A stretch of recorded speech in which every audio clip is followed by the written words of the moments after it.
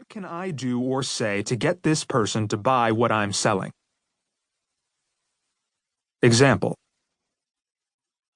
Lisa is a sales clerk at a high-end makeup counter.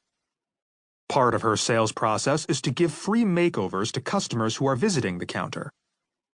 When a woman sits down for the makeover, Lisa has her as a captive audience for 10 to 15 minutes. First, she breaks the ice. Are you here doing some holiday shopping? Then she identifies the prospect's pain. What's your biggest beauty challenge? She goes on to explain how her particular brand of makeup solves that challenge. If the prospect has objections, such as price, Lisa counters those. In many cases, she makes the sale.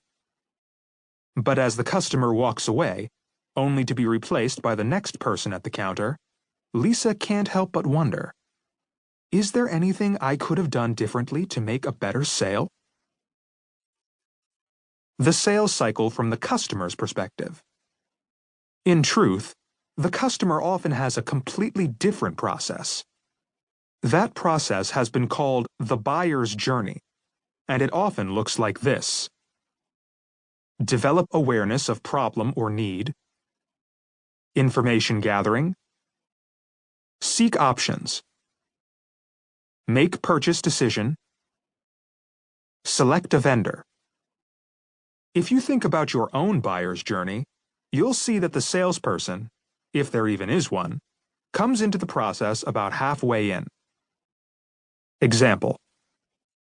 Joan is going to a party where she'll see some former colleagues for the first time in several years. Not only has she gained a bit of weight, but she hasn't been sleeping very well. As a result, she has some dark circles under her eyes, and her cheekbones aren't as prominent as they used to be. She wants to look her best for the party, so she goes online to do some research. What can be done for circles under eyes? Is there a way to use makeup to make her face look thinner? She sees some interesting products online and decides to go to the department store and see them in person. While there, she meets Lisa, who offers to give her a makeover. During the makeover, Joan sees the products in action and decides to buy the under-eye concealer from Lisa, but will get the face makeup online. As she's driving home, looking at her reflection in the rearview mirror, Joan can't help wondering, did I make the right choice by buying from Lisa? The customer's perspective is only 1/3 of the sales equation. There is a third component, the relationship. The sales cycle from the relationship perspective. From the early 20th century until the present, the Avon Company has been a direct sales organization, characterized by Avon ladies and men who would go door to door selling cosmetics, perfumes, and other toiletry products. Before the advent of the Internet, when most shopping occurred in stores and markets, this was a novelty. Women would peruse catalogs, choosing items that they wanted to try.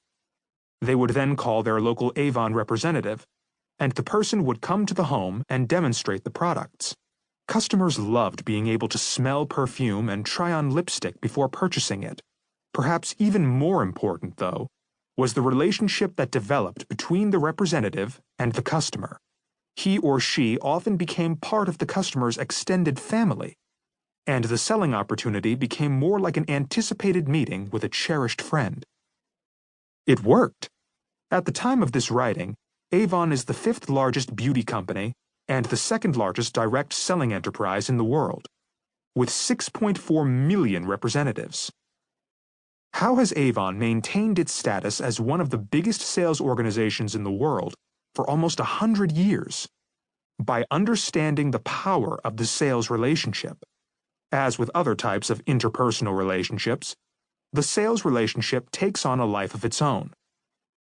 Here is what the sales cycle would look like if it were a person. Down arrow, perspective of the buyer. Up arrow, perspective of the salesperson. In other words, in order for the sales relationship to be balanced, it has to accommodate the perspective of both the salesperson and the buyer. If either one becomes